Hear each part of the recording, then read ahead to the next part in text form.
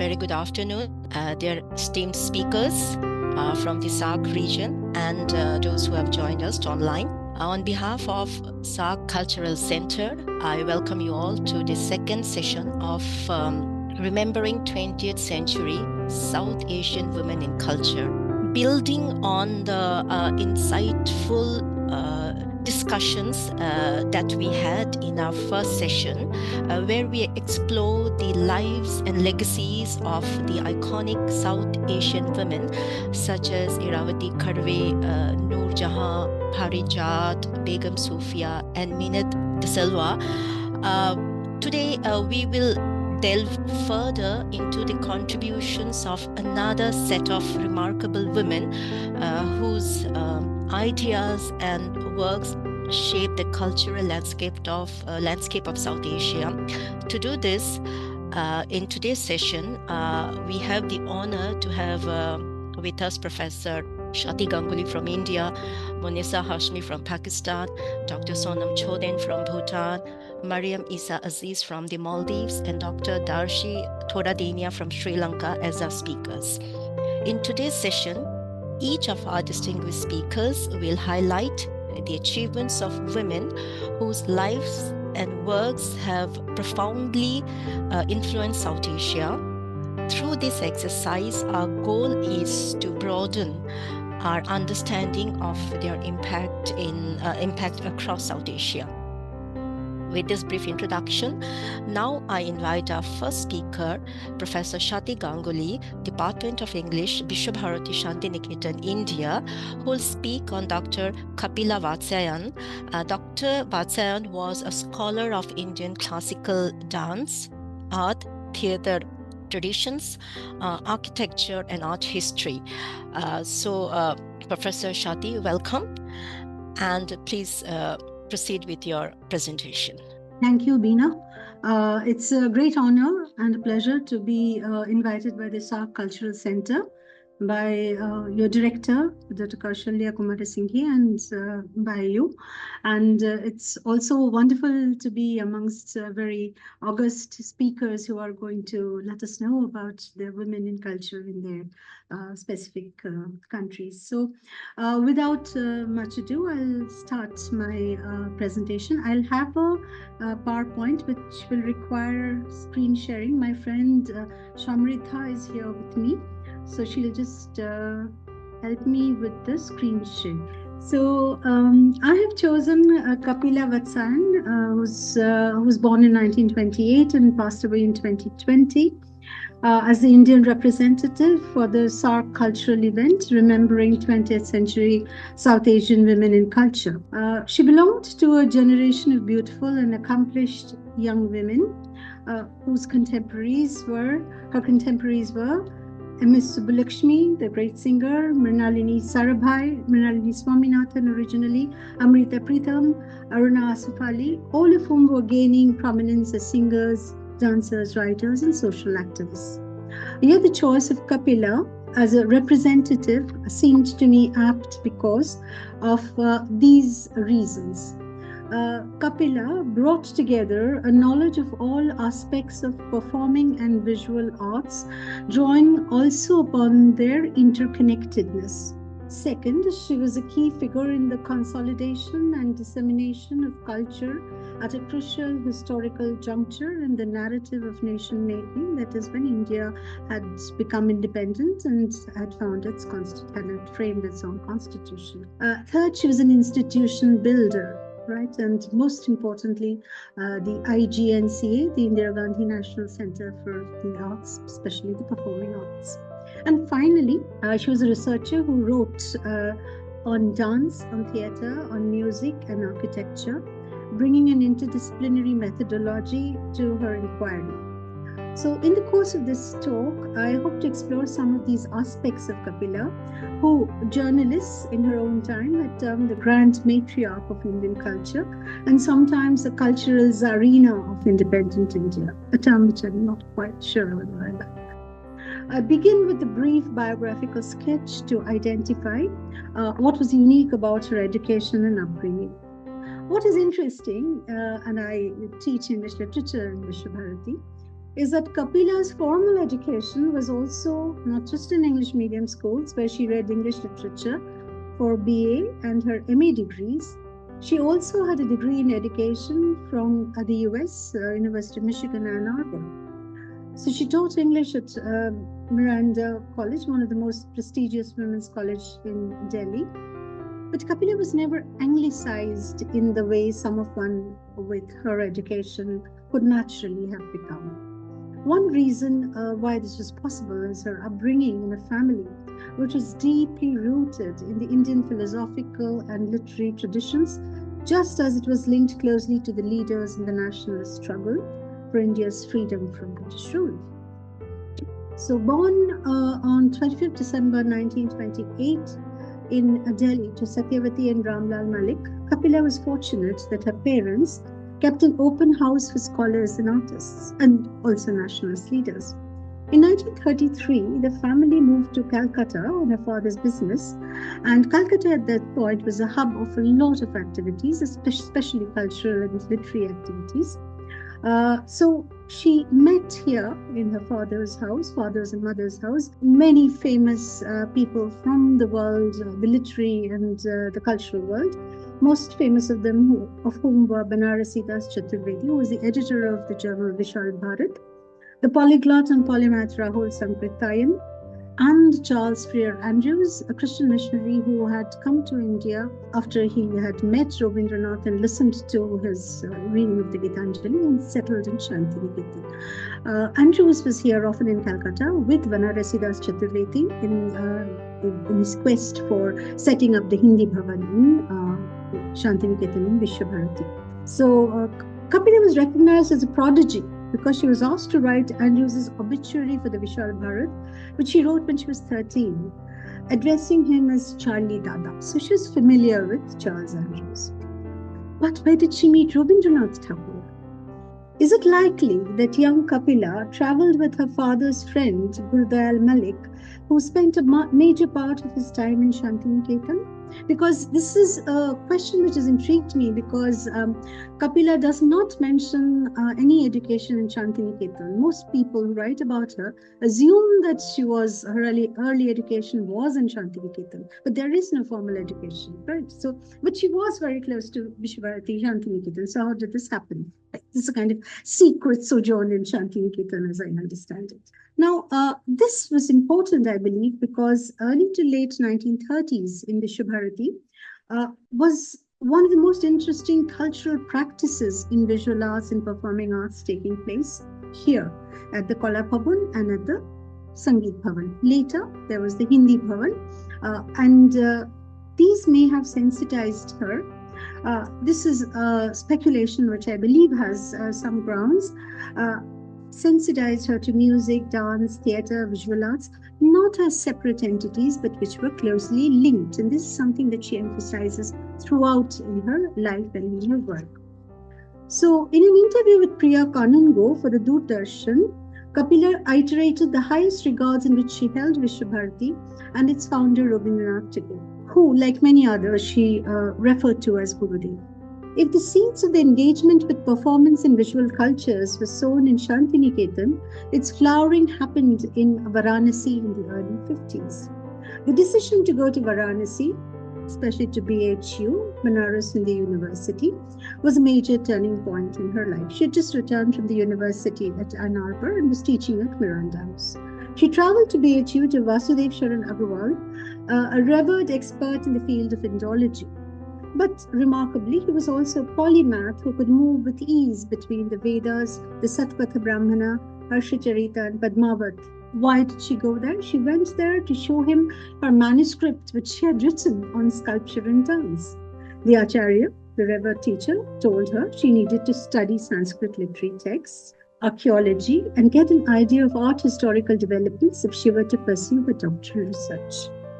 It was in BHU she met and learned from Gopinath Kaviraj, who is a stalwart in the field of Sanskrit and philosophy, Pandit Hazari Prasad Dwivedi, who had moved from Vishwabharati to Banaras Hindu University. And the latter enriched her understanding of the alternative tradition in Hindi, that is, works of medieval bhakti poets Kabir, Nanak, Dadu, and Mirabai. It is likely that her interest in Jaidev and her great project on Geet Govinda may have emerged from this. So traveling between her job in Delhi and her role as a researcher in BHU was a tough call, but Kapila was a determined young woman. Despite many obstacles to her formal research, Kapila pursued her research and had the distinction of becoming the first one to receive a doctoral degree from BHU. But Varanasi for her was not just limited to the university. It was in this ancient seat of learning and culture that she met the art collector and art historian Alice Bonner and the musician, ethnologist Alan Danilu. Alan Danilu, incidentally, had connections with Shantiniketan, both of whom were extraordinary European Orientalists who had made Varanasi their home. In one of her interviews, Kapila spoke movingly of the role of Kabir Chowra, which is regarded as the birthplace of Kabir, in Varanasi as a meeting place of all music exponents. The singers Rasulan Bai, Girija Devi, who was her exact contemporary, Kante Maharaj, who played the tabla, and many others. Though she was a connoisseur of the Thumri and the Bhajan, the art form in which Kapila was trained from an early age was dance. She learned Kathak from Achan Maharaj, who is now better known as the father of Birju Maharaj, unfortunate. And she learned Bharatnatyam from Meenakshi Sundaram, Manipuri from Amubi Singh, who taught her about the need for gentleness, not to hit the earth hard, the aghat as is called. And finally, she learned Odissi from Surendranath Jha. So by the early 1950s, I think, when she was in her 20s, Kapila was uniquely cut out for the role that she would soon step into, which is to consolidation and the shaping of Indian culture, becoming its face in the home and in the world. The early 1950s in India was a very exciting time. India had just framed its constitution, and the Republic Day celebration at the Talkatore Stadium was a major event. Kapila, then a young woman faculty in English, was asked to meet the first Prime Minister of India. To her surprise, Jawaharlal Nehru sought her advice about the first float for the Republic Day celebration, which would epitomize India's cultural message to the world. Kapila did not hesitate. A float of Buddha, the messenger of peace, seated under a bodhi tree, she replied. Nehru, pleased with this response, put the young woman in charge of organizing the float. I love this anecdote with which I begin her second role, that is her role as a bureaucrat who's going to move into the corridors of power. The 50s was a decade of excited nation building, of giving shape to what is often called the Nehruvian vision of India's cultural tradition. Its aim was to make the nation-state play a major role in identifying, preserving, and showcasing the country's very diverse and rich traditions in dance, theatre, painting, sculpture, and literature. The Lalit Kala, you see on the left, the Sangeet Natak and the Sahitya Academies was set up to provide a fillip to Indian art, aesthetics, and literature, even as government sponsorship for the promotion of performance and visual arts began to gain ground. The recognition of certain dance and musical forms as classical also happened during this time. It was a decade when writers, scholars, artists like Maithili Sharan Gupta, Banarsidas Chaturvedi, Ramdhari Singh Dinkar, Purushottam Das Tandon, R.K. Narayan, Amrita Pritham, historians like Kalidas Nath, Radhakumud Mukherjee, great scholar K.M. Panikkar, Rukmini Devi Arundel, who was also very well known for her dance, Bharatanatyam dancer, and also an animal rights activist, were elected to the Rajya Sabha. This ensured a lively debate and discussion of all aspects of culture in the upper house, crucial to the priorities of the new nation and its cultures. Kapila was in the thick of such official processes of consolidating and indeed the shaping what came to be understood as Indian culture. In her capacity as advisor to the Ministry of Education and Culture, this is the second role that she plays. This was an official post she was given after qualifying in an examination in 1954. This is also a very fulfilling time in terms of her personal life. Her courtship with the famous Hindi writer S.H. Vatsyayan, who wrote under the pen name of Agya, had begun. Though Agay was 17 years older than her and also related to her through family connections by marriage, the tall, handsome writer was regarded as a genius who charmed women with his charisma. By 1953, the intellectual companionship was blooming as articles by both aesthetics and art began to appear in noted journals. In 1956, Agay and Kapila became man and wife in a quiet court marriage. Soon after, Kapila left for Russia and Eastern Europe on an official tour for about a year. So though Kapila never identified herself as a feminist, evidently she did not believe in sacrificing her career to become a perfect wife, a caregiver and a nurturer, a role that Agay perhaps demanded. This may have been one of the reasons for the separation which occurred soon after their trip in Berkeley in 1961. However, Kapila was immersed in her professional life. During the 1950s and 60s, she came into very close contact with and worked with men like Nehru, Maulana Azad, Radhakrishnan, Humayun Ahmed, almost all statesmen and dignitaries, cultural teams from Europe and the US. Between 1954 and 1990, Kapila organized some of the most important exhibitions on the arts and was also responsible for taking charge of the ICCR. She would be remembered primarily as an institution builder and a major contribution, though she helped in setting up many other institutions, was in conceiving the Indira Gandhi National Centre for the Arts at the behest of Rajiv Gandhi, who was then the Prime Minister. He wanted something grand to commemorate Indira, one of the most charismatic, if controversial, Prime Ministers India has ever had. How did Kapila go about this grand plan? The IGNCA has a two-part video called The Paradox of Art, which makes clear that this is a center dedicated to the preservation and study of all art forms, primarily performative, and the relationship between these performative arts. It is the first ever collection of scripts, documents, photos, and films on the arts.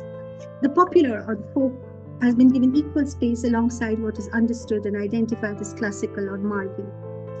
A very special emphasis has been on the recordings of oral traditions, which are fast vanishing. There are two stupendous projects undertaken by Kapila for the IGNCA. The first was the Kala Tattva Kosa, Kala Meaning Arts, a compendium of Indian poetics and aesthetics. The 7 volumes were devoted to Chaya, Rupa, Lakshana, Sharira, Tala, Akara, and Anukarana. The other grand project that was close to Kapila's heart was a multimedia project of the 12th century poet Jayadeva's devotional and romantic narrative poem, Gita Govinda. This project brings together the many commentaries of what we call the Tika Bhashya of the Indian textual tradition, images from paintings. What you see on screen are images of paintings, miniature paintings of Rajasthan, of Kangra, and many other schools, as well as recitation and songs. It is probably the first multimedia project to happen on a particular work. This was the reason why Stella Crumrush, one of the leading experts in art and aesthetics, had written to Kapila that you have done for India the unbelievable service that each civilization is in need of, to make the entire world a cosmos of the inner life and mind. This, meaning the IGNCA, has a stupendous vision and organization. This praise from Stella, who was known for her exacting standards, must have gladdened Kapila Vatsyayan, who was then approaching her 60th year. And I come to the final section of my presentation, which is Kapila as a Vidushi. Typically, the term Vidushi is used to refer to a woman who is a musician guru. But Vidushi, in its extended sense, means an erudite woman. So Kapila's stature as a Vidushi, an erudite woman with a surprising in-depth knowledge not only of performing and visual arts, but of the Sanskritic and regional textual traditions of the country, grew in the 80s and 90s. Though she had begun to carve out a niche for herself as an author on various aspects of India's performing and textual cultures from the 1960s onwards. The first monograph she wrote, derived largely from a doctoral thesis, was the Classical Indian Dance in Literature and the Arts, which was published in 1968. Others which followed, and I'm just giving, just a few representative accounts. She wrote 20 books. Others which followed were traditional Indian theatre, 1980, the Square and the Circle of Indian Arts, 1983. This is about Indian architecture, but it is, in a sense, multidisciplinary. Indian classical dance, 1992, and a commentary on the Bharatiya's Natya Shastra. Since it's impossible to discuss any of these scholarly tomes in detail, I focus on one single, which is on your right, the Indian classical dance, to draw attention to the historicized interdisciplinary approach that she had developed while researching and writing. In this monograph, Kapila points out that apart from evidence about dance that can be gathered from archaeological remains, sculptural reliefs, mural painting, extant works of Sanskrit literature, and chronicle sources, there is a rich source of textual material normally called manuals or treatises. So she was adept in almost all of this, right? So we've run the entire gamut of plastic arts, of visual arts, and performing arts. She refers in particular to the Abhinaya Darpana by Nandikeswara, a treatise devoted exclusively to the dance, as well as a commentary on Natya Shastra by Abhinav Gupta, whose works traveled from Kashmir to the rest of India. She conjectures that the beginning of contemporary classical styles, be it the Bharatnatyam, Kathakali, Manipuri, or Odissi and Kathak, can be traced back to the developments in the medieval period, roughly from 1300 AD to 1800 AD. Kapila is astute, and in this sense, she can also be referred to as a post-colonial critic. In her assessment of the epistemological violence caused by British colonial system, which refused to recognize the arts as subject of learning and culture, relegating it to extracurricular. Interestingly, in Vishwabharati, Rabindranath insisted that all of these visual and performing arts be understood as part of the curriculum, which is why the setting up of Kala Bhavan and Sangeet Bhavan, not as extracurricular, but as integral part of Indian learning and Indian knowledge systems. I'm moving towards the end of the two slides. Awards and honors. Kapila was, of course, she was the face of culture. She was in the bureaucracy. She was a very, very important person in terms of her ability to bring together people of performers, bureaucrats, people from all walks of the bureaucratic life, as it were. She was a fellow of the Sangeet Natak Academy and Lalit Kala Academy. She got an award for outstanding contribution to dance, though she performed very occasionally. But of course, she knew almost all the famous classical Indian dances. She was the Indian representative at the UNESCO. She actually went to the UNESCO office in Paris when she was in the US and met Radhakrishnan there. She received the Rajiv Gandhi National Sadbhavana Award in 2000, nominated a member of the Rajya Sabha in 2010, and awarded the Padma Vibhushan in 2011. So, if we were to sum up, what is Kapila Vatsyayan's contribution to Indian cultures?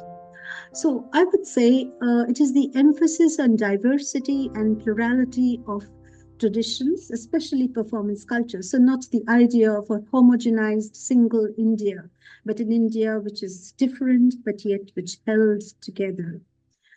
And that there was no hierarchy between the classical and the popular, the Margi and the Desi. So you look at any of her books, you will find that she lays equal importance to, for example, the Kathakali, the Yakshagana, as well as the Chow traditions in various regions of Eastern India. Interdisciplinarity was her key to understanding cultures, thus tracing the relationship between sculpture, architecture, dance, theatre, and painting. So though she did not go into what is now understood as art theory in that sense, or theory for that matter, she always historicized the links between all of these art forms: the performance, the visual, the plastic arts. She argued the roots of Indian culture lay in its metaphysics, in its speculative thought, in its rituals, and its understanding of the body system. She also talks about medicine, right? So it is this multi-layered concurrency that constituted the richness of Indian culture. So that is what I have to say about Kapila Vatsyayan. Thank you very much for your patient hearing and for remembering with me Kapila Vatsyayan. Thank you very much, Shatidi, for that invaluable insights. Our next speaker is Moneeza Hashmi, trustee of FACE Foundation, and also a distinguished media and broadcasting professional from Pakistan. She's going to speak on Bano Qudsia, a Pakistani novelist and playwright. So, Madam, please proceed with your presentation. Thank you, Veena. Bismillahirrahmanirrahim. I start in the name of Allah, the most merciful and gracious. Assalamu alaikum. Peace be upon all of you. Good afternoon. And thank you to the organizers who have invited me today to participate in this very interesting forum. The person that I chose to speak about is Bano Qudsia. And if you can see on the screen is a photograph with her and me a year or some months before she passed away. Bano Qudsia is a name in the Pakistani literature, which is a name which carries so much respect and so much awareness of how literature and women's characters in literature actually started. Before I go further, I'd like to ask my partner here to show you a small introduction to Bano Qudsia. Yes, Arun? Bano Qudsia, a name that echoes through the corridors of Urdu literature with grace and power, a storyteller of the soul. She gave voice to the silent struggles of society and the quiet battles within the human heart. With Raja Gidh, she redefined the novel. With her plays and prose, she awakened generations. More than a writer, she was a mirror to our collective conscience, a woman of wisdom, depth, and unshakable truth. Today, we remember her not just for what she wrote, but for what she made us feel, question, and understand. Thank you, Harun. So, we go ahead. Now, when it comes to Bano Qudsia, we talk about what we could see and what we know about her and her contributions. And that's where I'd like to start first. So the professional impact of her work is something that I'd like to show. Here we go. Maroon, on the left, please. Let's have that. Okay. So when you look at the professional impact of Bano Qudsia's professional journey spanning over 6 decades, you'll find that she wrote more than 25 novels and books, dozens and dozens of short stories, numerous television dramas, and I'd like to say that I had the privilege and the honor to act in several of her dramas on television. Those were the days when television, or PTV as we called it, Pakistan television, was live and black and white. And I remember Bano Appa, as I used to call her. Appa means sister. She was the older sister. She would write plays and then she would go to the PTV and say that I want Moneeza to act in them. So I was one of her leading ladies in several of her plays. And then she wrote a lot of philosophical essays and memoirs and so she was this lady who was also on a very spiritual journey in her life. Let's go to her books, the details of her books. Harun, next slide. Okay. This book that is called Raja Gidh is a book which is the most famous of her books and very well read, very well respected, and also well known, and people remember her by it. And it was a very difficult book to read and a very difficult book to understand, but she took years to put it down. Then there are the other 2 books, which is 𝒆𝒏𝒕𝒖𝒓𝒚 and then Amar Beli Parda Hasilgat. I say these names which will not mean much to perhaps my friends who don't understand Urdu, but they are books that reflect a lot of different aspects that she had about society, about relationships. And even though when you look at Bano Qudsia, as you've seen her in the introduction that I showed you, she appeared to be a very simple person. She appears to be a very spiritual person. She appears to be a person who is very, very reflective and very quiet. And she was that kind of person. And yet, in her books, in her novels, In her stories, in her dramas, she brought out the most important messages of women empowerment. And the third slide that I want to show you is about the dramas that she did, which was Adi Baat is one of the most famous dramas, and Tamasil. I mean, these are just names which because at that time there was only Pakistan television, so she was writing only for them. But these are very, very important plays that people even to date, people of my age caliber, perhaps a little older, do still remember them. And then come her awards. Can we show those now? And she was given the Satara Imtiaz, which is the highest award that is given by the government of Pakistan to any writer or any person of culture.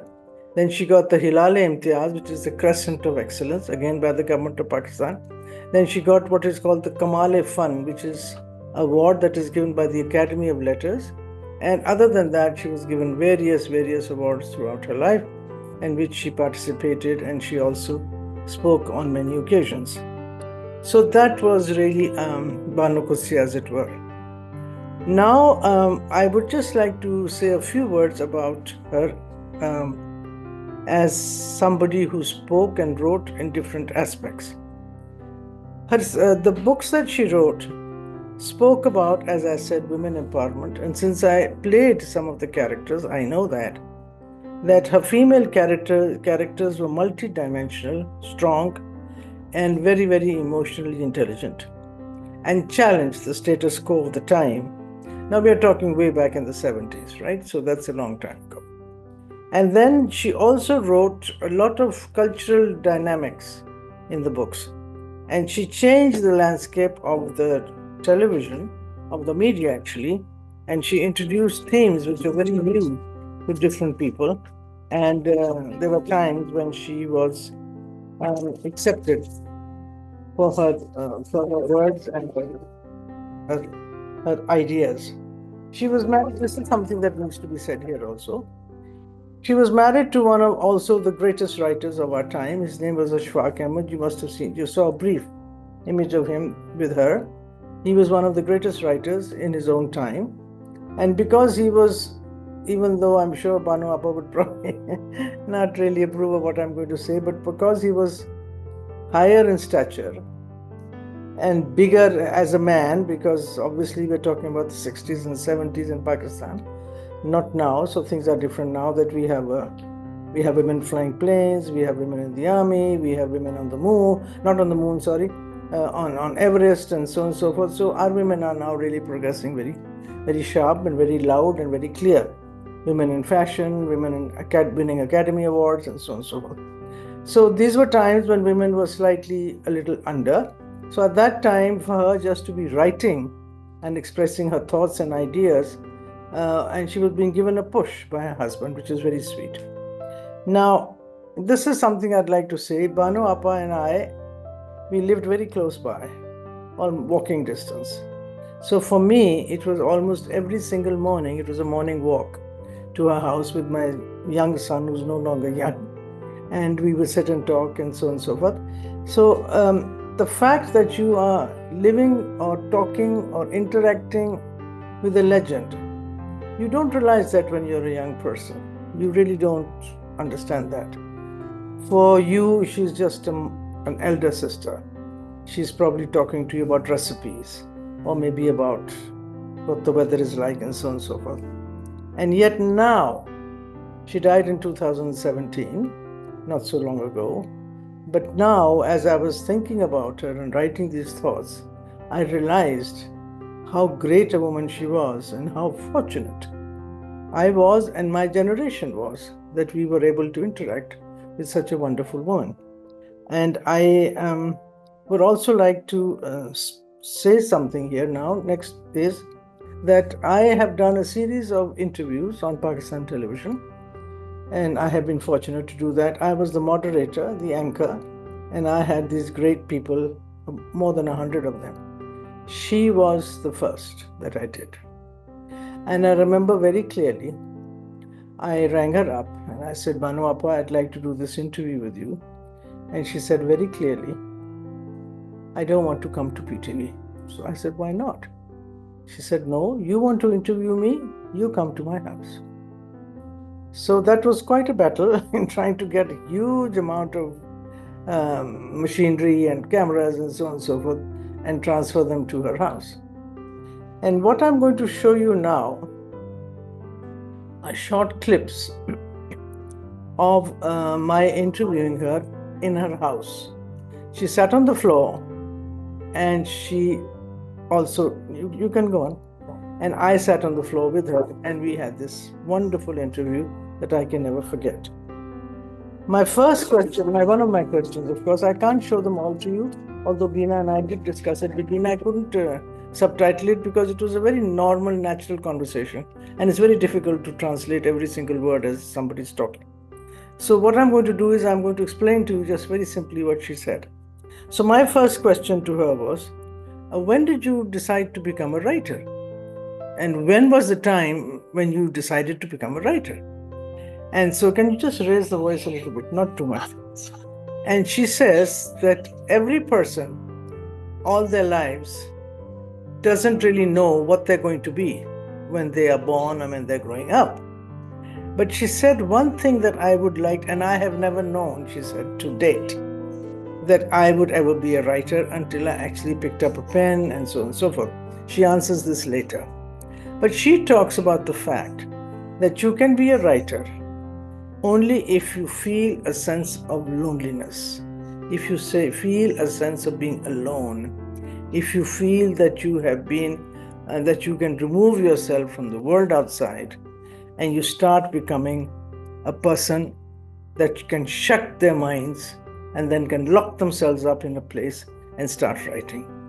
And then she said, it was very difficult for me to find that time.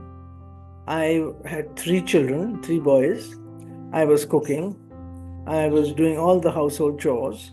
And despite that, there was this inner desire in me to start writing and wanting to write. And she said, my mother kept encouraging me that you must write. You must write. And then she said, actually, it all started in the 5th class, class 5. You know how it is that all these great people somehow discover this talent in them when they're very young. And then over the years, it develops. So she said that if I had not been lonely, if I had not been able to find the time alone, find the time to be with myself, to explore myself, I would never have been able to become a writer. Because a lot of it takes a lot of tugging. And so I'm just going to keep a little quiet and let you hear, that's me by the way, and let you hear what she says and then come back to the translation.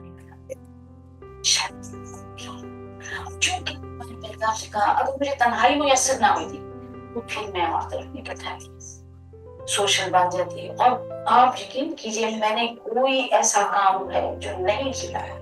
So she said if she hadn't actually become lonely, or not really lonely, the word is solitude.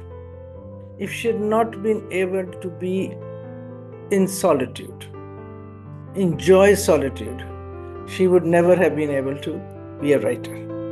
Now these are, moments I'm not sure how many of us or people around us are writers or can understand that. So for me, this was a huge discovery. Then, can we go to the next clip, please? Then I asked her, one of my questions was that, how do you describe creativity? You could be a chef, you could be an artist, you could be a writer, you could be a singer. So how do you describe creativity? And she talked to me that she was sent poems from Oslo by a poet who translated those poems and sent them to her and said that for me, and she said this is the description of creativity for me, that if you want to be creative, the feeling or the urge or the passion of creativity within you seems as if it is now time to depart. We call it Jahannam, or we call it Qiyamah. Qiyamah means the last day. the day of judgment. So it appears as if the day of judgment has come, and I am about to pass into another world. And she says that is the feeling that a creative person has within him or her. That burning, that fear, that desire, that passion that makes you write and makes you create. And then she gave a very lovely example of saying that if there was a kettle and you're boiling water and you put a stopper on the steam, imagine what is going on inside the kettle. The kettle moves, the water is boiling, and there is lots of action going on. So she says that is the emotion that happens when it comes to a person who wants to create. And I thought that was, I'm not somebody who creates, but I have seen my father was a poet, my sister is an artist, and my son is also a performer. So I know the passion, and I know the burning, and I know the sensation that happens. So for me, that was very interesting. Let's raise it a little bit.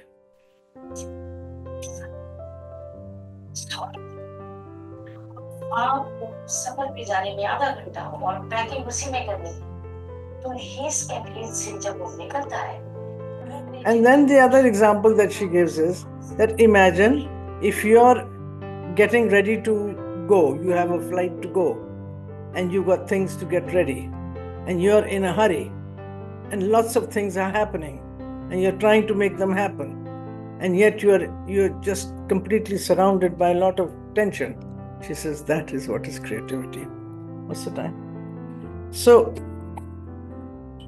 I really thought that she was, in a manner of speaking, somebody who spoke so well and so explicitly about this desire. And it was just a desire to write. Okay.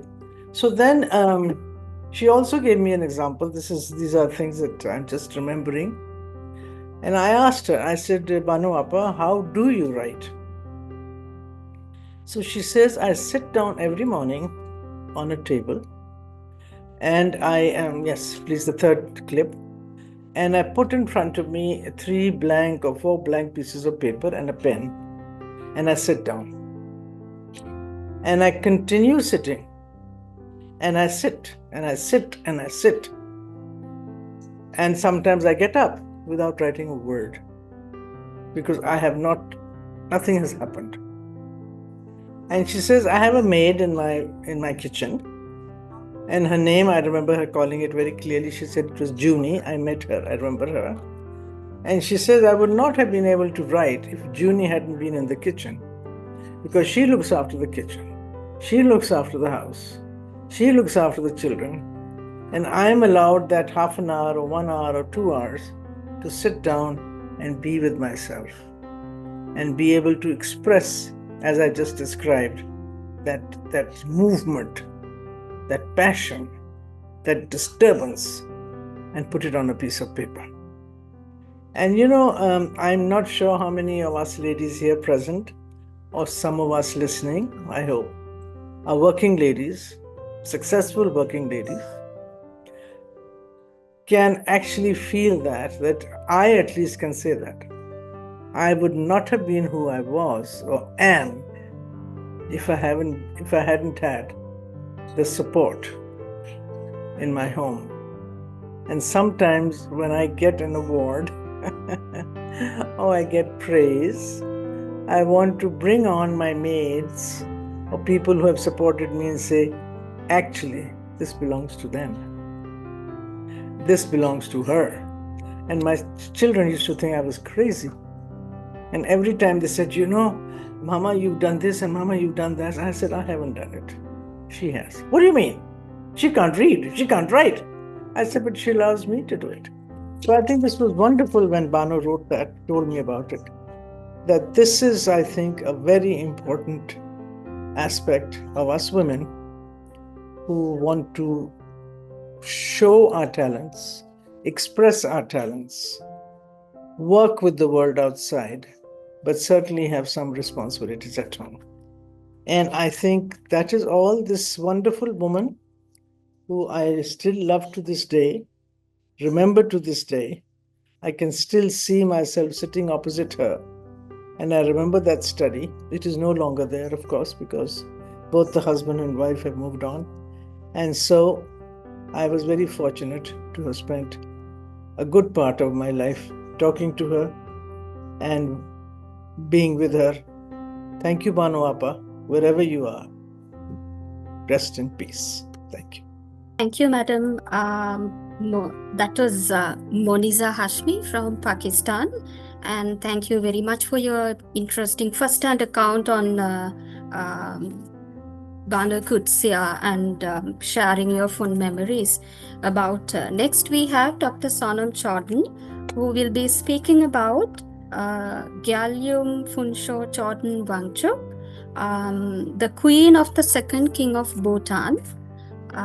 We have Dr. Sonam Choden, who is a postdoctoral researcher at ERC Synergy Project, Interlexus University of Hamburg, Germany. Dr. Choden, over to you. Okay, hi everyone, good afternoon. Thank you SAARC Cultural Centre for this kind invitation. It is an honor indeed to share this platform with such an accomplished women, that too sharing the legacies of the women of our own 20th centuries. Representing Bhutan, I would like to present on Gyalyum Phuntsho Choden Wangchuk, but I also would like to mention that I am actually not an expert on Her Majesty's lives and works. However, based on the book, her biography published in 2013 by Gyalyum Phuntsho, which is in Dzongkha in Bhutanese language. Based on this book, I would like to briefly touch the highlights of her contributions in this 15-minute session that we have. Before we start, I would like to outline a bit here. So I'll briefly touch on her early lives of becoming a queen, and then the textile promotion and Buddhist patronage, which actually, I think in her biography, I found she have contributed a huge amount around the country in every corners of Bhutan as a Buddhist patronage. And in this case, one can also imagine that early 20th century, Bhutan was still in isolation, thriving in her own isolation. And her establishment of National Library and the cultural diplomacy.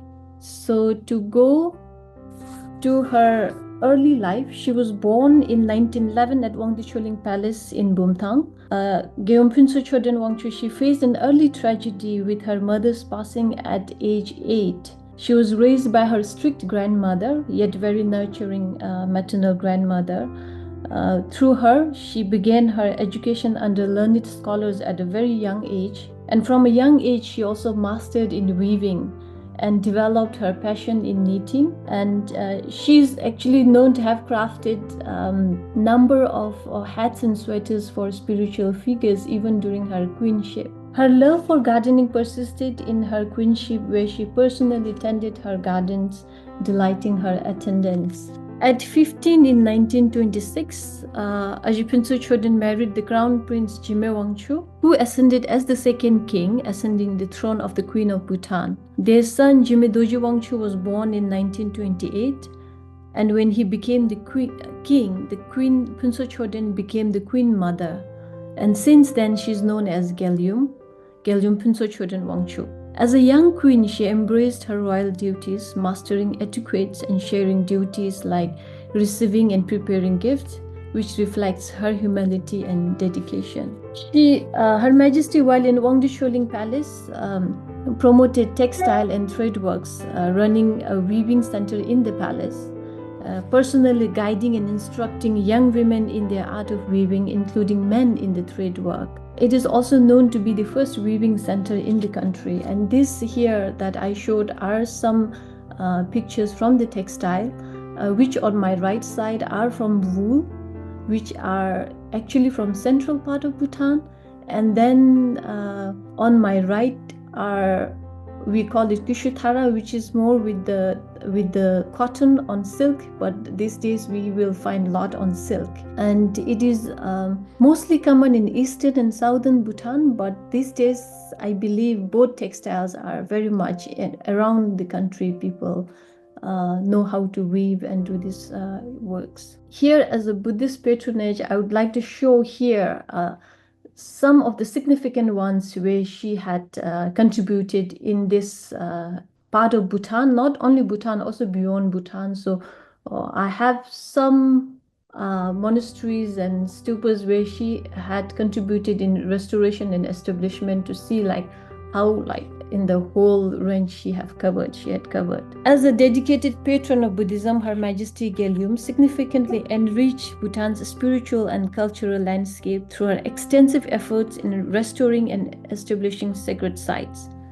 Her commitment to preserving and promoting Buddhist heritage extended across the entirety of Bhutan and transcended its borders, earning her profound admiration among Himalayan Buddhist communities, some of whom which are beyond Bhutan, I will briefly mention later as well.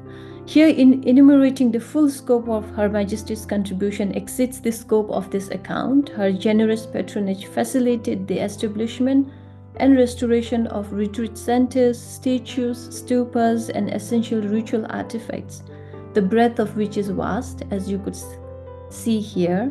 Nevertheless, this discussion will highlight a selected few of her historically significant contributions, which have served as the cornerstone for Bhutan's enduring monument and vibrant traditional practices. So among these, one is the renovation of the Kujil Hakang. It was in 1930, at the age of 20, Gyalyum initiated the renovation work of Kujil Hakang.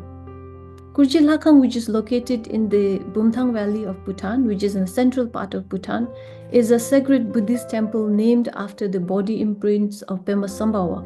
𝒚 Sambhawa is the 8th century figure who is revered in Bhutan for introducing Buddhism in Bhutan.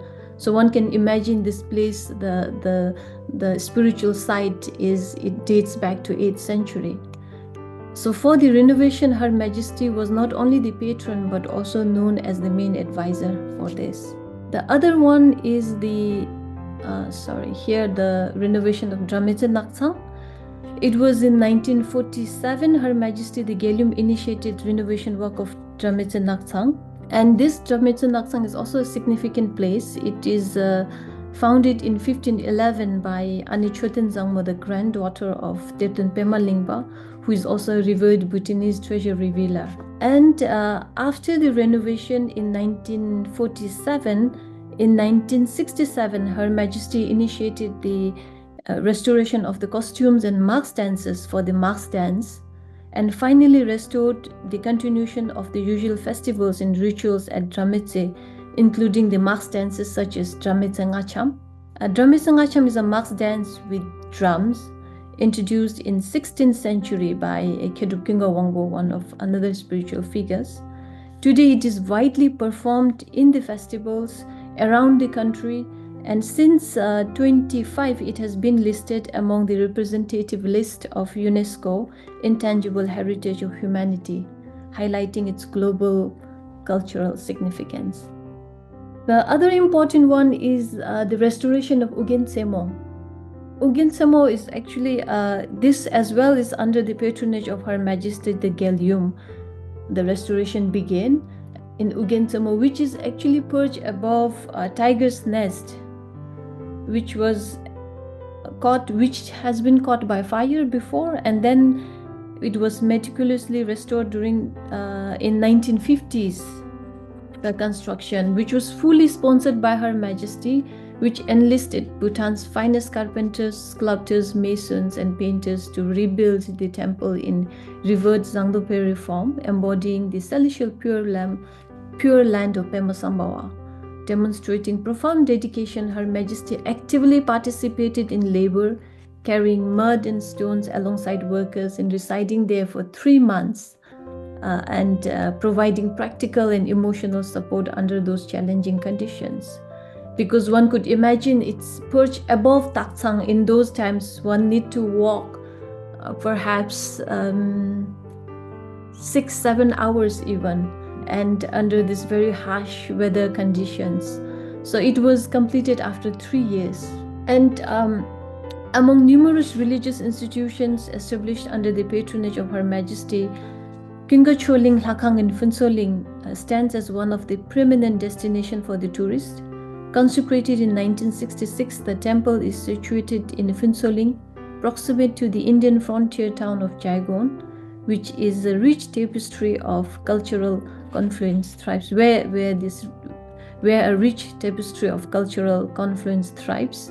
The temple not only reinforces Bhutan's national identity, but also provides a spiritual anchor amidst the modernizing currents and cross-cultural dynamics of this bustling border region.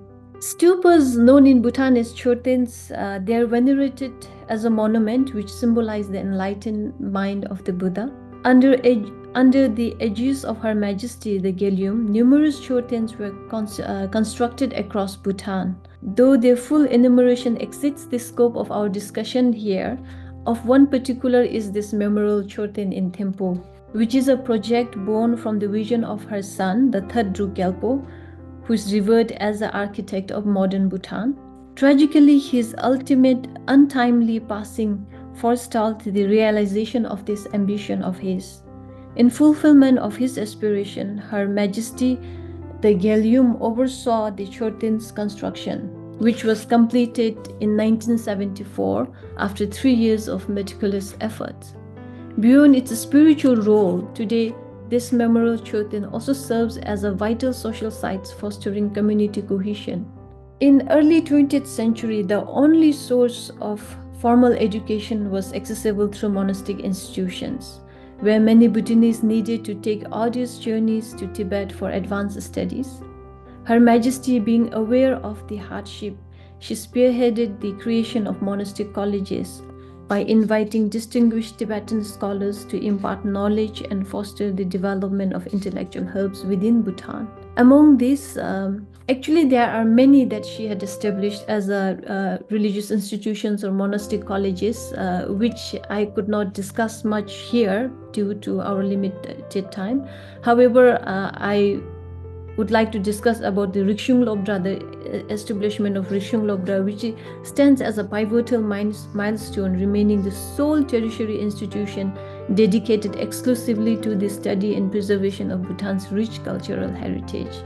It was in 1959 when Her Majesty extended an invitation to the eminent Dilgo Khyentse Rinpoche to establish a Buddhist college in Wangditse, thus laying the groundwork for what is now the College of Language and Culture Studies in Taktse, Trongsa. So this is the current picture is from the current College of Language and Culture Studies in Taktse, which was initially started in 1959 in Wangditse in Thimphu.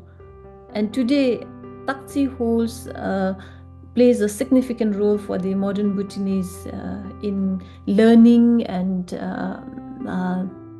sharing the Bhutanese heritage and tradition, cultural heritage. And in 1967, Her Majesty sponsored the establishment of National Library, which initially began in the attic of Tashi Chozong, a house for a 4-story traditional building resembling a typical Bhutanese architecture.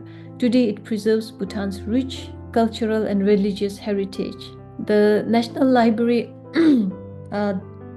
Library of Bhutan safeguards an extensive collection of Buddhist manuscripts, works of diverse authors, and xylographic printing blocks. And with this, I also would like to highlight that Her Majesty not only sponsoring the establishment of this National Library, but she have also sponsored the mass publication of Nyingma Jubum, which is a Nyingma Tantric corpus, which are revered also as a monument, as a spiritual text, not only for the scholars to learn and study, but the houses house them as a spiritual monument. But most particularly now for the modern scholars, it has become a good source to explore, to delve further into Buddhist philosophy. So this was a huge contribution that she sponsored this mass publication and offered free of charge to every district. In early 1980s, Her Majesty the Gyalyum demonstrated visionary leadership by spearheading the construction of a Bhutanese temple in Bodh Gaya, which was completed in 1986, and also founded a revered tradition of 𝒚𝒏𝒕𝒖𝒓𝒚 in the same locale. 𝒚𝒏𝒕𝒖𝒓𝒚 is a grand prayer ceremony for the Buddhist, which was in early 1978 that Her Majesty she initiated this recitation of the 100,000 𝒔𝒊𝒂𝒏, which is the aspiration prayer of the good deeds in Bodh Gaya, dispatching a delegation of 100 monks from Tango, Cheri, and Gyalpui. And also again here, this Tango, Cheri are also the monastic institutions that she had supported to the establishment before, and from there she sent those 100 monks, delegation of 100 monks to the Bodh Gaya, and within a single month they accomplished this monumental task of reciting 100,000 prayers. This pioneering effort inspired many other Buddhist masters to embrace the 𝒚𝒏𝒕𝒖𝒓𝒚 tradition, which has since flourished widely. Now if we look back in Bodh Gaya, in a year, there are several different kinds of great prayer ceremony taking place from different sects of Buddhism, like Kagyu, Nyingma, Geluk, so many. But if we look back to the history, actually it was initiated, the first person to initiate was Her Majesty Gyalyum in 1978. So thus it is with the profound respect that one acknowledges Her Majesty the Gyalyum as the true originator of the 𝒚𝒏𝒕𝒖𝒓𝒚 tradition in Bodh Gaya, the world Buddhist heritage. Additionally, Her Majesty also founded a temple named Dinganamgir Choling Lakhang in Darjeeling, India, and then also established a monastic college in Kalimpong, India. So in Kalimpong, the monastery was already there. But then Her Majesty helped them establish a monastic college there, where now the young Buddhist scholars can learn and study Buddhist philosophy there. And then she also supported in restoring a Bhutanese temple in Kathmandu in Nepal, which is now known as a Bhutanese temple. So to conclude, Gyalyum Phuntsho Choden's legacy as a cultural and spiritual luminary has profoundly shaped Bhutan's modern development, and this foundation she laid remain as a bedrock for the nation's spiritual and intellectual progress. Thank you. Thank you, Dr. Sonam Choden. Let me now invite our next speaker. She's Miss Mariyam Isha Azeez from the Republic of Maldives. She is a member, Nationhood Council, Ministry of Divehi Language, Culture and Heritage. She's going to speak about Al-Nabeela Aminath Hussein, who was the principal of the first girls' school in the Maldives and member of the first parliament formed in the Republic of Maldives, and a prominent poetess. Over to you, Ms. Azeez. Thank you so much, Sapsara. Being a woman and a writer, especially a novelist, I'm absolutely thrilled to be among such amazing ladies, and that too to celebrate the legacies of extraordinary women who have written down their name in the history of South Asian history. I would say it's written and etched in golden letters. So thank you so much for this opportunity. I truly, truly value and appreciate this. I have given the name, The Everlasting Fragrance of Violet, to my talk, and I'm sure as I proceed you would know why. We are known as the paradise on earth, Maldives. Our blue lagoons and white beaches, a tourist destination that's trying very hard to blend in with the rest of the world as a democratic nation. What most people do not know is that we have existed for over 3,000 years. Our written history states and proves it, and as a kingdom. And very few are aware of the fact that it has been even less than 75 years since we have transitioned from that monarch into a republic and then later into a republic. Now, some people may wonder why I'm completely straying from my actual subject, but the fact is that I wanted to bring out, I just wanted to highlight that we have had brilliant and amazing and resilient and queens who were full of valor in the past.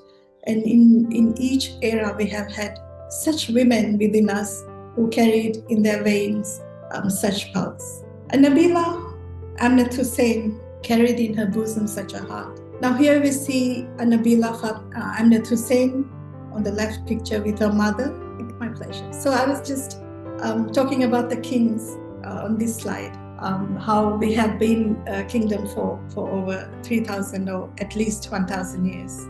Now this is Aminath Hussein with her mother. She was born in 1917 into a royal family of the Maldives, and at that time we had a kingdom. She was the daughter of a princess. Her mother was the daughter of Sultan Ibrahim Nuruddin.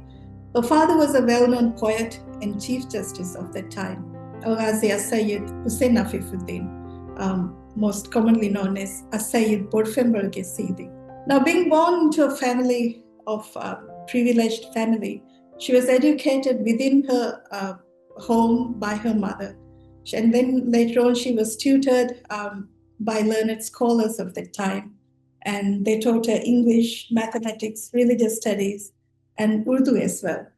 Later in life, when she was the matron of the Students' College in Ceylon, she also learned Sinhalese.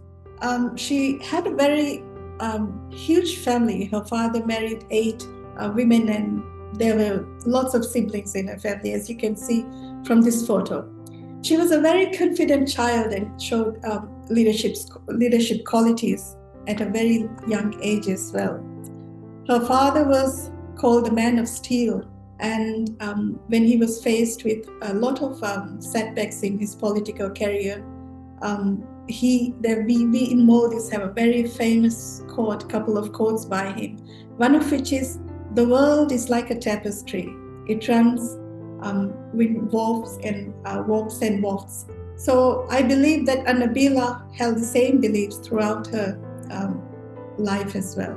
I would just divide my speech into a couple of sections where I would just highlight her role in our history. Now, in the 40s, she was a Maldivian icon, I would say. When the world was burning in Second World War, and 2 of our neighbors, Bharat and Ceylon, they were fighting to be independent from the clutches of the British. In one way, Maldives was too. So something extraordinary happened during this time in Maldives. A few women from this tiny island decided to take a bold step to break free from the confined roles of people who should stay within the walls of their homes or be veiled and protected in the royal palaces. This rebellious act of the female will paved a path for all the women who came after them. We Maldivian women could not have found a place in our country otherwise, I would say.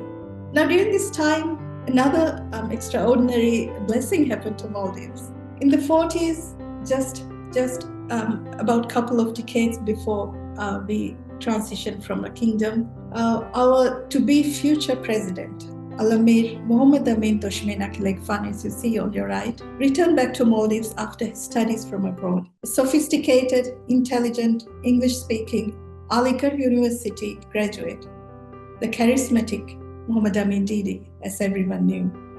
He was a breath of fresh air for a society stagnant in their old ways. He believed in a modern, educated, cultured society, molded through arts and intellect. His vision for a refined society that was molded through poetry and art and literature and world sports, and most importantly, with equal rights to educate Maldivian girls, irrespective of the hierarchical system, became a little bit of a challenge for the rest of the men in the society. And it was at this juncture that 𝑪𝒖𝒍𝒕𝒖𝒓𝒚 Aminath Hussein's name resonated in our history, along with few other ladies. Now here we see 𝑪𝒖𝒍𝒕𝒖𝒓𝒚 Aminath Hussein and Mohammed Amin Didi in the center, sitting with a group of elites and some local island chiefs. it's no secret, it was not a secret for the society about the strong presence of Al-Nabeela in Muhammad Amin Didi's life. He sought her advice for his political decisions. Evidently, he was immensely influenced and enthused by her unwavering loyalty to him. It was not only a marriage between two great minds, but of two faithful souls as well. She was once described by Amin Didi as his faithful confidant and most beloved comrade.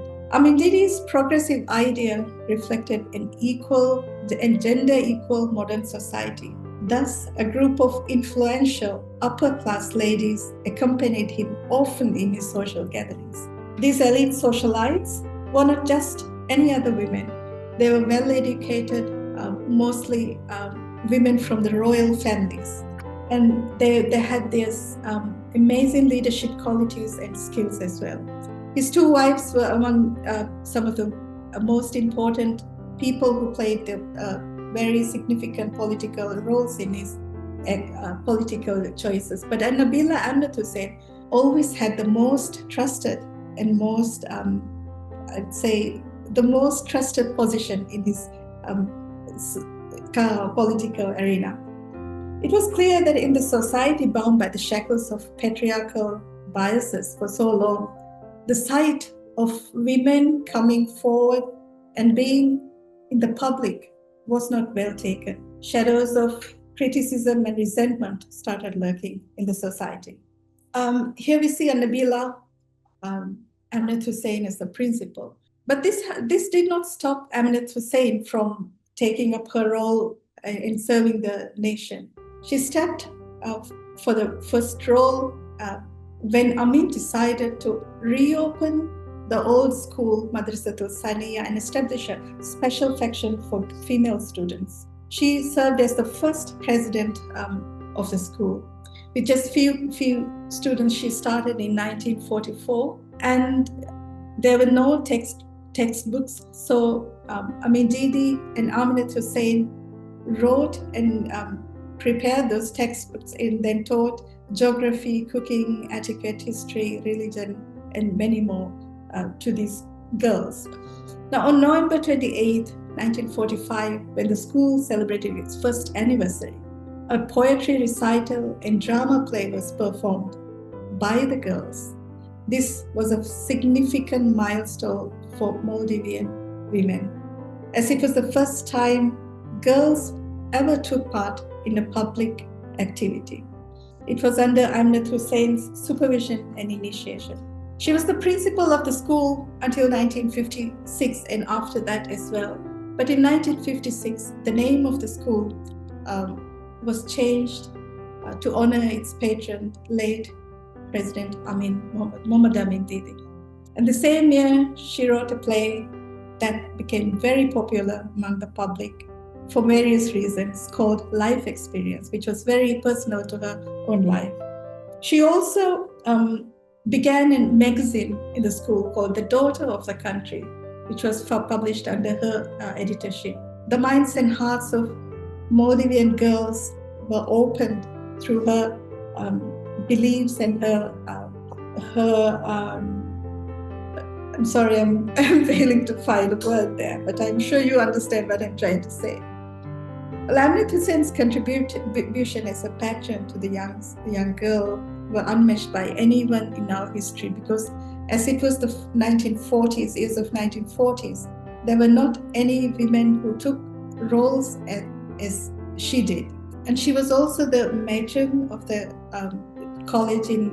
school in Ceylon, as I mentioned, in the 40s. But I must be very fair and say that it was not only Aminath Hussein who modernized Maldives.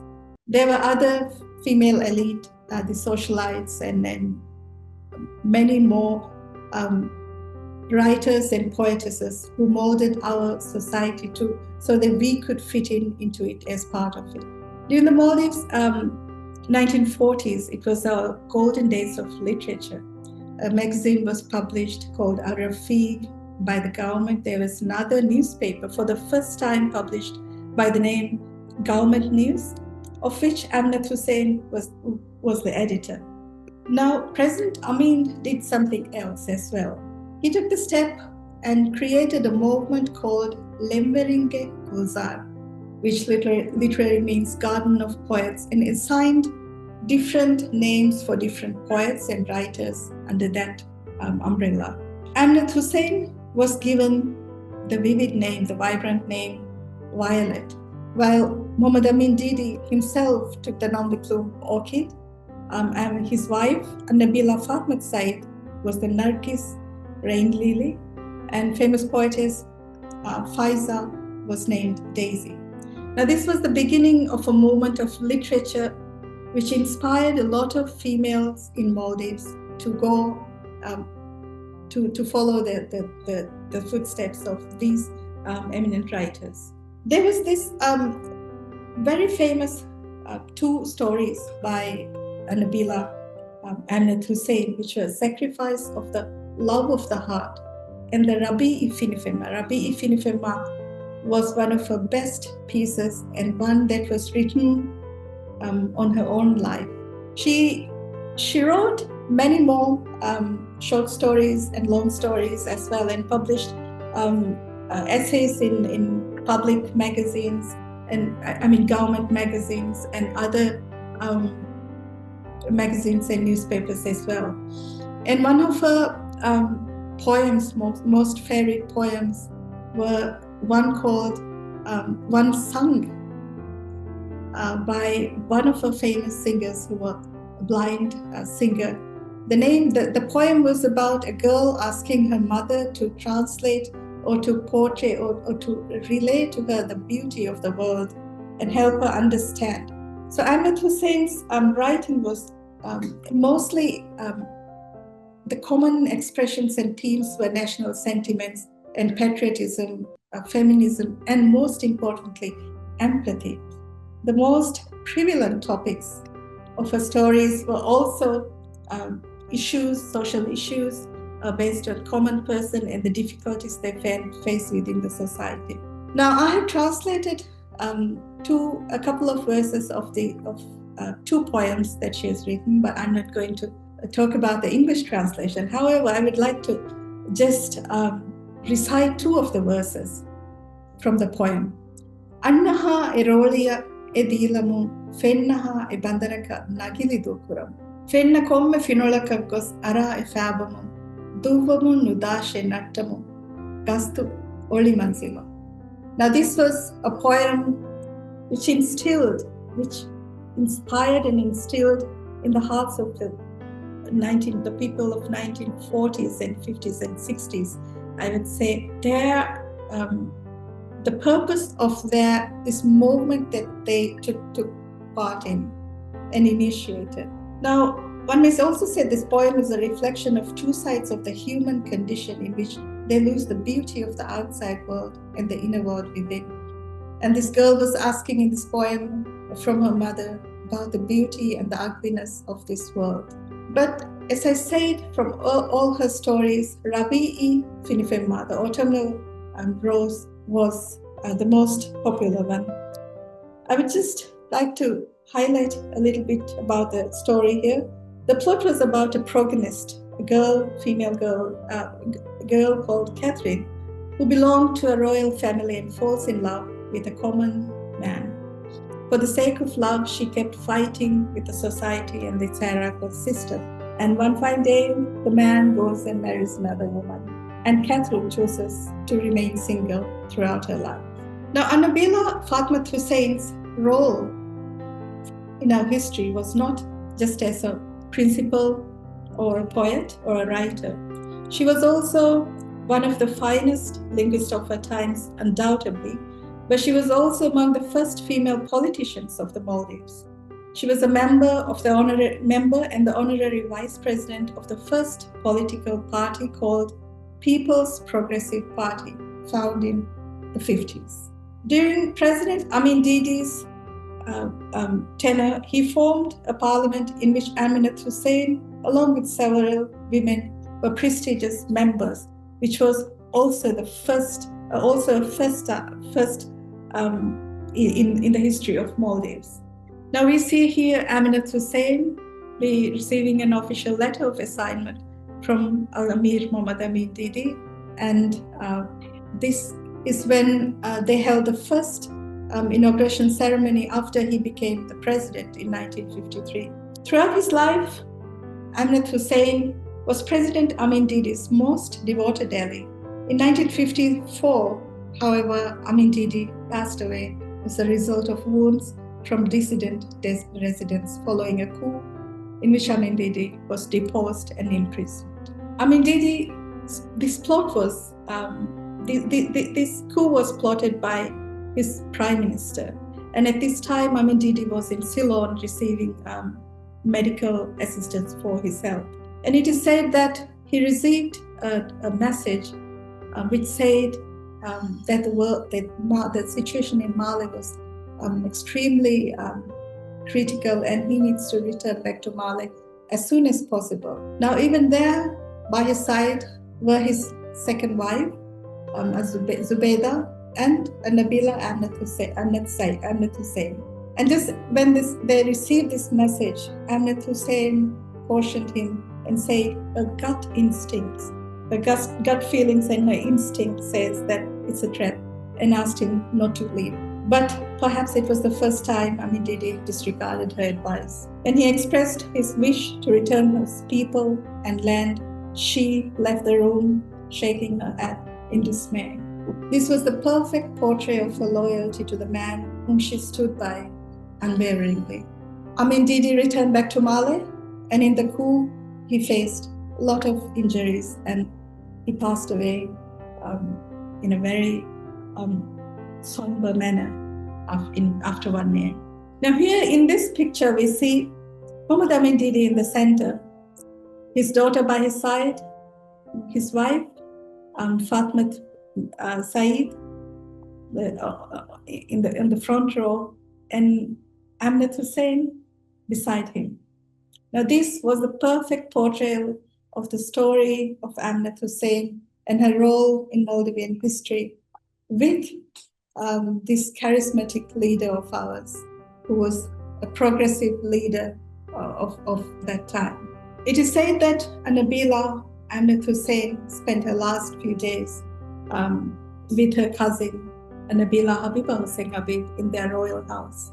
According to Habiba, Aminath Hussein never complained about anything, even when she was ill during her last few days. She passed on 14th December 1990. And before I finish, I would like to read the last few sentences from the story, Autumnal Rose, that she wrote and became her own story, I would say. And after that, they never met each other in this earthly life. And from that day onwards, Catherine's world was filled with happiness, more than ever before, one that was content, but her entire life was one that was bereft of love and filled with utmost loneliness. Now, from the talks we have heard today, one can say what this kind of loneliness or solitude or pain could do to a human heart. 𝑛abeela played her role to her best as a daughter of this nation, and then left this nation empty-handedly. But today we are marking and celebrating her name. I'm so thankful and grateful that I got this opportunity to do so. Thank you so much. Thank you, Mariam, for sharing that very enduring story about Al-Nabeela Aminath Hussein. Our next speaker is from Sri Lanka, Dr. Darshi Thoradeniya. She's the head Department of History, University of Colombo, and she's going to speak about Siva Obeyesekere, former Cabinet Minister of Health, educationist, and founder of Laksala and Lakpana. Dr. Darshi, over to you. Thank you, Apsara, for the opportunity given, and also thank you, SAARC Cultural Centre, for the opportunity that they have created to talk about significant women. Because as a historian, I feel the way the women or the way the women's lives were framed, or the way they were reported, is very, I would say, very poor in a lot of senses. But at the same time, listening to all of you, I feel all of us have taken the opportunity and also the effort to emphasize the role these significant women played in the history of our region. Right. So this is my talk is about Deshamanya Siva Obeyesekere and her contribution to South Asian cultural landscape in the 20th century. Yes, 20th century is an important century for South Asia because it emerged as a region in the global political landscape, and also SAARC countries came out of Western domination and became independent nation states, as all of us had just discussed. Culture played a significant role in these newly independent states to establish their national agendas. Thus, 20th century is the century that defined national cultures in post-colonial South Asia, which was emphasized mainly by the first speaker from India. So it was the time where all these regions started to kind of define our own nationality and culture. Within the literature on gender studies, women are framed as representatives and nurturers of traditions and culture, and this is very much so within the post. In today's presentation, I argue, while preserving and nurturing culture, Siva Obeyesekere used culture as a means for rural women to achieve economic empowerment by making it a commodity. By doing so, she expanded the conventional framing of women as representatives and nurturers of traditions and culture. Hence, I propose that Siva Obeyesekere's intervention directed towards two dimensions in shaping the cultural landscape in Sri Lanka. One is an improvement in tangible cultural products such as traditional handicrafts and handlooms in Sri Lanka, and the other is an intangible development, that is the improvement in women's role as active agents of commodifying culture. Right. So I'll start with the family background and so on in order to understand who she was. So as you can see in the screen, she was born in 1929 and passed away in 2017. So, of course, Obeyesekere's family background provided her with initial social capital to embark upon a public life. She is from an aristocratic family from Palmadulla in Sivagami province in central Sri Lanka. She studied at Ladies' College, Colombo, one of the oldest Christian missionary schools in Colombo. And soon after finishing school, she married James Peter Obeyesekere III in 1948 at the age of 19. They had two children, a daughter and a son. James Peter Obeyesekere also belonged to another aristocratic family from Mittamua. He assumed duties as Minister of Parliament for Attanagalla after his cousin Rabiwadi Bandaranaike's assassination, and she helped him in his political work. As usually, that is the usual story. Well, she was a founder member of the Sri Lanka Freedom Party together with her husband. She entered into politics in 1965 by contesting the Mirigama seat. She was the Minister of Parliament for Mirigama from 1965 to 1977. Basically envisioned a revival of handicrafts and handlooms as a means to empower poorer rural communities, especially women. In the intention of promoting local handcraft, she started Kalapura in Kandy.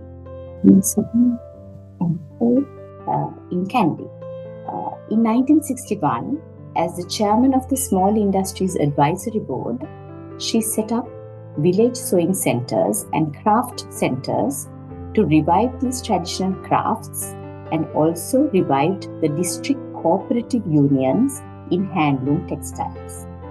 These cooperative unions made space for rural women to engage in economic activities, and also these spaces allowed women to be agentive and take leadership roles within the village and the public sphere. So that is one of the main things about Siva Obeyesekere. So it was a particular space and what she believed in, as Mariam also called socialite, kind of a woman she was, and the space that she created for poorer, disadvantaged women. After a visit to India's handicrafts emporium, Siva Obeyesekere was convinced of the need to replicate a similar model in Sri Lanka. That is, a dedicated marketing arm and sales emporium for Sri Lankan handicrafts. It is interesting to see how South Asian countries shared their experiences and learned from each other, especially from India, in developing their own national culture. As any other South Asian country, Sri Lanka is heavily influenced by Indian culture. After pitching the idea to Mrs. Sirimao Bandaranaike, as you can see in the picture, Bandaranaike, who was the Prime Minister at the time, Siva Obeyesekere established the Laksala in November 1964 and became its first chairman. Funds were provided for the acquisition of 4 stories of the iconic Miller's building in Colombo Fort, for Laksala to have its main showroom. Subsequently, Obeyesekere opened branches of Laksala throughout the country. Laksala was the first of the state-owned state-owned institution to promote and sell handicrafts in Sri Lanka. So Laksala's purpose from its beginnings in 1964 was to act as a marketing arm of the small industries department and also to promote cottage industries. They purchased handicrafts from the training centers set up under the small industries department and marketed them.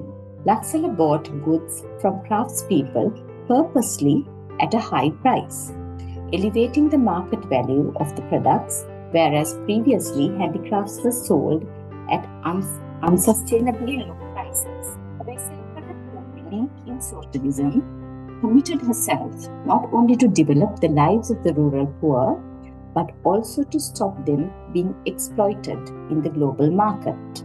So that is one of the main things after the independence, I guess, in this region, because especially for a country like an island nation like Sri Lanka, it is difficult and tough to compete in the global market. So then saving the rural poor women from that exploitation is a mammoth task, I would say. In other words, it was a state-regulated market economy that was promoted in post-independence Sri Lanka. After 1977, the situation transformed to a market economy with an open economic policy. Laksala also took the responsibility of supplying imported raw materials at an affordable price. They also worked with the Department of Rural Development to continue trainings for craftspeople. The government was hence able to do 3 things: upskill craftspeople in their trade and art form, and secondly, to provide hard-to-source raw materials, and thirdly, to provide a marketplace. Thus, crafts economy was holistically supported. So it was a movement that was established by Siva Obeyesekere to do very important tasks for the national economy as well as for the women in Sri Lanka. She has travelled to over 50 countries to promote Sri Lankan handicrafts. That was a remarkable achievement in that way because, as the second speaker from Pakistan noted, having that freedom or the space to be in solitude makes you do things, right? So it is again, we are all talking about, actually speaking, we are all talking about a certain elite group of women in South Asia. So Siva Obeyesekere is also one of them who had enough maids to look after the children and to run the household so that she had space and time to do public work. So, however, in 1973, Siva Obeyesekere established Lakpahana, her private organization, to ensure that craftspeople were not affected by the agendas of the changing regimes.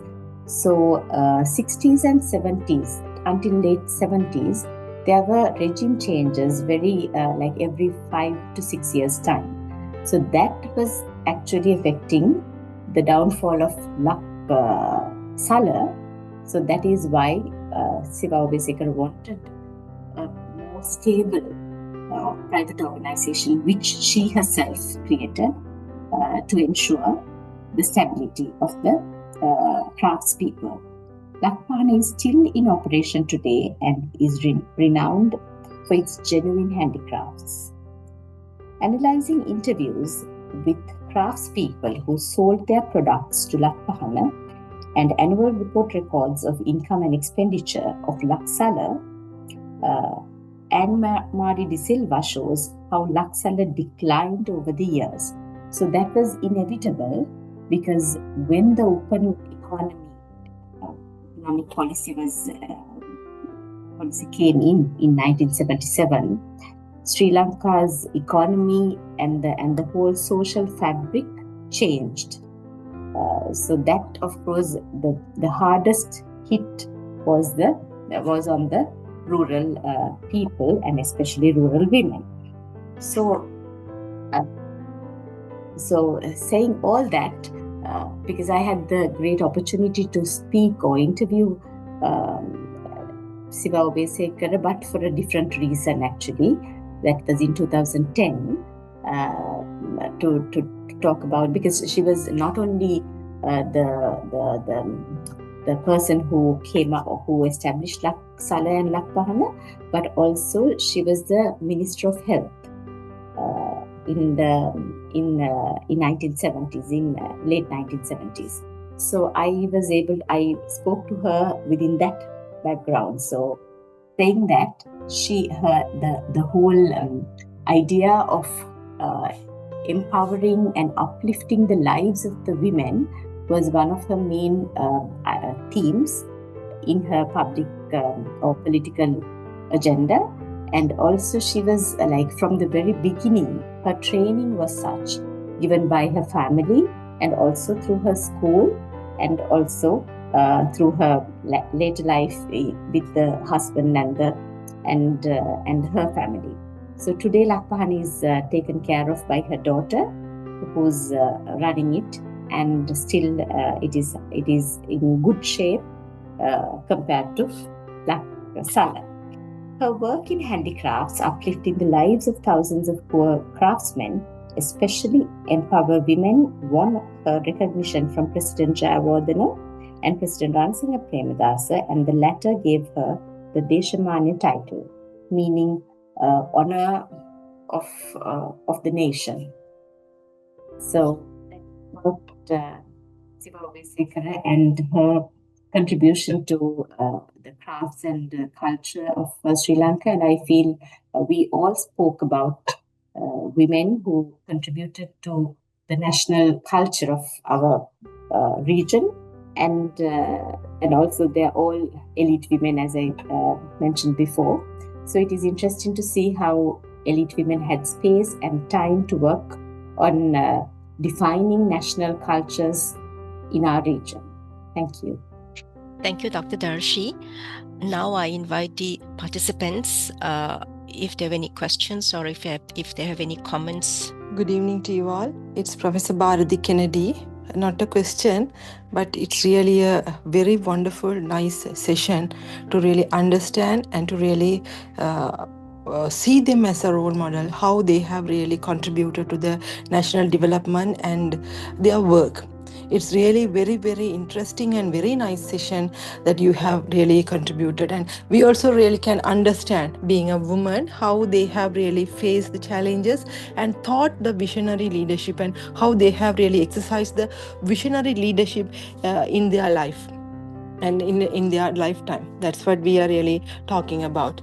And Dr. Darshini also really came out with very, very wonderful thing. Before that one, the presenters also really did a very great job. Congratulations and thank you very much for this wonderful opportunity. Thank you. Thank you very much, Florence. Anybody else? Hi, my name is Moneeza Hashmi.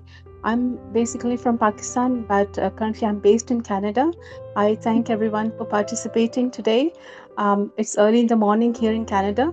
I am currently working in sustainability, and I have been honored to know more about the women of South Asia and how they participated in sustainability many years ago. Thank you very much for bringing it here today. Thank you.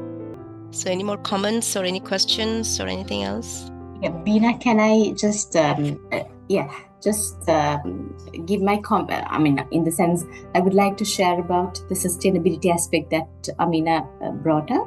I feel now culture has a lot. I mean, when it comes to handicraft and handloom and cultural products, it is very important on the one hand to have that sustainability in the product and also the market and getting that profit to the owner of the product or the producer.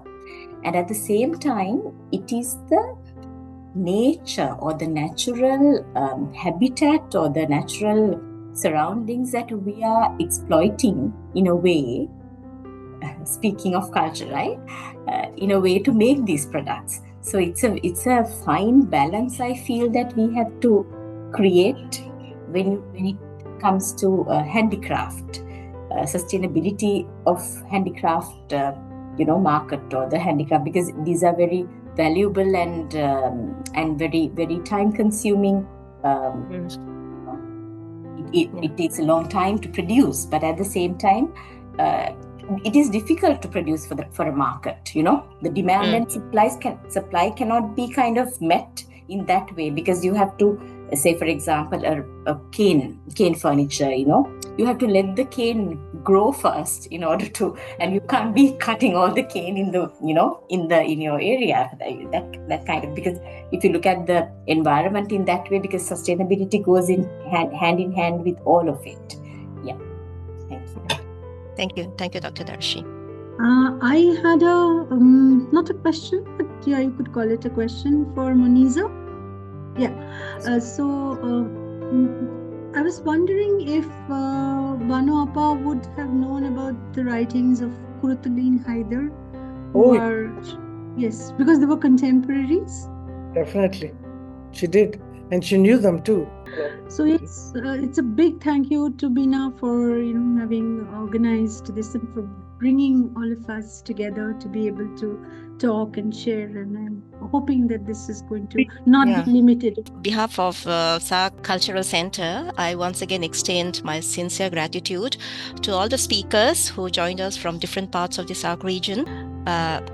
So I thank once again to the speakers for sharing the legacy of these inspiring women, be it Dr. Kapila, who has contributed in shaping national cultural policy, or be it Bano Qudsia, who played a very important role in the Urdu literature, or be it Her Majesty and her contribution to national monuments or the establishment of religious institutions, or be it 𝑛abeela Aminath Hussein, who pioneered women's education, and or like Sivagami as Obeyesekere, who played a very important role in Sri Lankan crafts on global stage.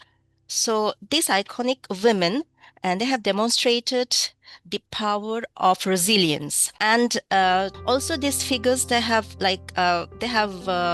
challenged the stereotypes of how a woman's role is defined in South Asia, that the women's roles are limited to the domestic sphere. So they have challenged that, and they have gone beyond that, and they have broken the hurdles, the societal norms. And so thank you very much for your invaluable insights, scholarly contributions that have enriched our understanding of the significant role these women have played in South Asia during the 20th century. As I said, we also appreciate the participants who joined online for their active engagements and made this event a success. So thank you all. Thank you so much for this wonderful webinar. This is Ahmadi, Executive Director of a German NGO in Kabul, Afghanistan. I really enjoyed the wonderful presentations. They all were very inspiring. I hope that our Afghan sisters and mothers can do something in the current situation. I really enjoyed being part, and it's an honor for me being part of this wonderful webinar. Thank you so much once again.